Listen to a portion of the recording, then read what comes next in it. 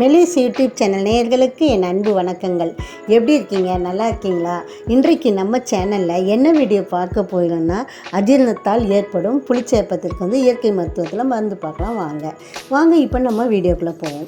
தொடர்ந்து பல பதிவுகளை பார்த்து கொண்டு வருகிறோம். அந்த வகையில் இந்த பதிவுள்ள எதை பற்றி பார்க்க போகிறோன்னா, பலருக்கும் இருக்கக்கூடிய பிரச்சனையை எது சாப்பிட்டாலும் நெஞ்சு எரிச்சல் மாதிரி இருக்குது, புளித்தேப்பம் மாதிரியும் இருக்கும். இதற்கு காரணம் இன்றைய காலகட்டத்தில் நம்ம நிறைய விஷயங்களை தப்பு பண்ணுறோம். அதாவது நம்ம வேலைக்கு போகிற வேகத்தில் நம்ம காலையில் சாப்பிடாமல போகிறது, நைட்டு சாப்பிட்ட உடனே தூங்குறது எல்லாரும் பண்ணுறோம். லேட்டாக தூங்குறதுனாலும் இந்த அஜீரண ப்ராப்ளம் வரும், வாயு தொல்லையினாலும் வரும், காரமாக சாப்பிட்டாலும் வரும், அளவுக்கு மீறி அதிகமாக சாப்பிட்டாலும் வரலாம். மன அழுத்தத்தால் இருக்கும்போது கூட நம்ம சாப்பாடு சாப்பிட்டால் கூட இந்த ஏப்பம் வர்றதற்கு காரணங்கள் இருக்குது. கூல்ட்ரிங்க்ஸ் அடிக்கடி குடித்தா கூட இந்த ஏப்பம் வரும். இந்த முறைகளை எல்லாம் செய்வதனால் இது மாதிரி நெஞ்சு எரிச்சல் ஏப்பம் நம்ம உடம்பில் நோய் காரணம்னு சொல்லுவோம். இது சாதாரணமாக ஏப்பம் என்னென்னா, சாப்பிட்ட பிறகு ஒரு தடவை வரும். அது நம்ம உடம்பில் ஒன்றும் செய்யாது.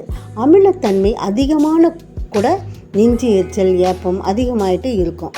இதற்கு எல்லாம் நாம் என்ன செய்ய வேண்டும்னா, எது சாப்பிட்டாலும் பொறுமையாக மென்று சாப்பிடுங்க. தண்ணீர் குடித்தா கூட வேகமாக குடிக்கக்கூடாது. ஏன்னா நம்ம தேவையான விழுங்கக்கூடிய காற்றை தவிர்க்கலாம். இரவில் சரியான தூக்கம் இல்லைன்னா கூட பகலில் சாப்பிடும்போது அஜீரண கோளாறுனால் ஏப்பம் வர்றது நம்ம உணர முடியும். ஏப்பம் தனிப்பட்ட பிரச்சனை இல்லை, சில பிரச்சனைகளோடு சேர்ந்து வரலாம். எரிக்கல்ச்சிட்டு வரும் பிரச்சனை, இரைப்பை தொந்தரவோடு சேர்ந்து இந்த மாதிரி ஏப்பம் வரலாம். வயதானவர்கள் செரிக்கக்கூடிய உணவு முறைகளை எடுத்துக்கலாம். தினமும் இரவில் சீக்கிரமாக சாப்பிடணும். சாப்பிட்டவுடன் 5 நிமிடம் கழித்து சிறிய 10 நிமிட வாக்கிங் பண்ணலாம்.